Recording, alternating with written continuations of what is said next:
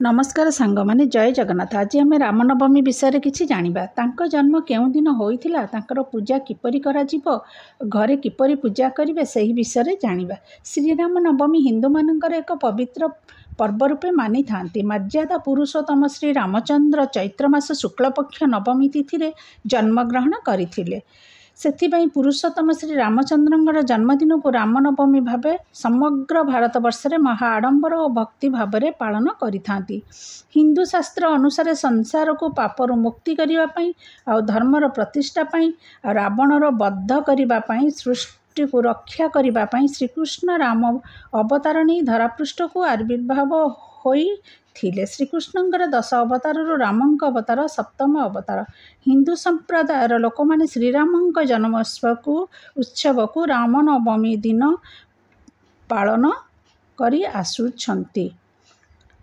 पुराण शास्त्र अनुसार चैत्र मास शुक्लपक्ष नवमी तिथि रे अयोध्या मध्याह्न समय माता कौशल्या कोल विष्णुंकर सप्तम अवतार मानव अवतार श्रीरामंकर आविर्भाव होइथिला। यही दिन श्रीरामंक जन्म उत्सव रूप में पालन करा जाउअछि।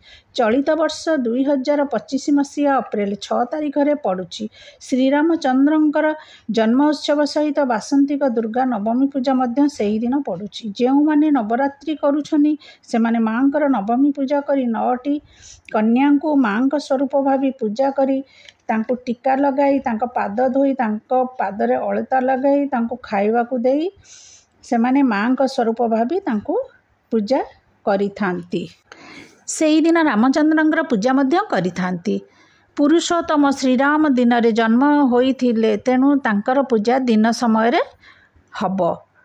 पूजा करिबार समय अमृत बेला 6:23 रु सकाळ 9:35 पर्यंत, महिंद्रा बेला 12 रु 1:35। सिमिति किछि नाही। महिंद्रा बेला अमृत बेला समस्ते घरर काम करी जदि सही समय करि पारिले तो भल कथा, न करि पारिले दिन जाक पड़िछि जेते बेले भी पूजा करि पारिबे। तेणु चेष्टा करिवे सही समय पूजा करिबा पई। श्रीरामंकर प्रिय फूल पद्म फूल, अन्यान्य फूल देई पारिबे।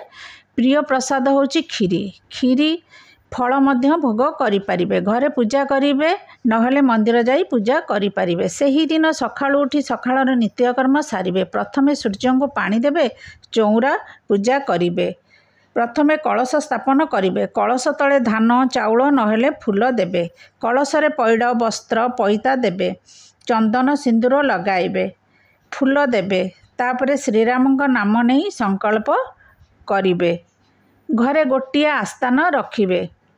आस्थान उपरे गोटे हलदिया कपड़ा बिछाइबे। टिके गंगा पानी छिंची दे सही स्थान को पवित्र करिबे। जदि श्रीरामंक मूर्ति थिबो ताहले पंचामृत रे स्नान कराइबे। जदि मूर्ति नथिबो ताहले फोटो थिबो ताहले फोटो को पंचामृत छिंची दे पूजा करिबे। चंदन लगाइबे, फूलमाळ देबे, वस्त्र पिंधाइबे, फूलरे सजाई देबे। दीप धूप देई पंच उपचार रे पूजा करिबे। श्रीरामंकर पद्म फूल बहुत प्रिय, तेणु पद्म फूल श्रीराम को अर्पण कले बहुत भल। प्रथमे कलशरे दीप धूप देई श्रीराम, माँ सीता, अनुज लक्ष्मण और महावीर हनुमान पाखे दीप धूप देबे। कर्पूर रे आरती करिबे। फल मिठा पिठा भोग लगाइबे। खीरी श्रीरामंकर बहुत प्रिय। केही केही सही दिन उपवास करि थांती। से दिन शाकाहारी भोजन करि थांती।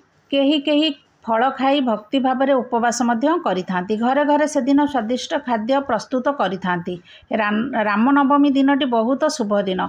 पुराण अनुसार हनुमान श्रेष्ठ भक्त एवं से अमर। सेथिपई श्रीरामंक पूजा सहित श्रेष्ठ भक्त हनुमानंकर मध्य पूजा करा जाई थाए। एही रामनवमी दिन श्रीरामंक मंदिर सह हनुमानंक मंदिर रे मध्य पूजा अर्चना होइथाए। अनेक स्थान रे लोक माने यज्ञ करिथांती। प्रसादर व्यवस्था मध्य करिथांती। भक्त माने प्रसाद सेवन करिथांती। सेही दिन मंदिर जाई हनुमान को दर्शन करिवे और श्रीराम और माता सीता को मध्य दर्शन करिवे। सेही दिन मंदिर मानंकरे रामचरित मानस पाठ करा जाइथाए।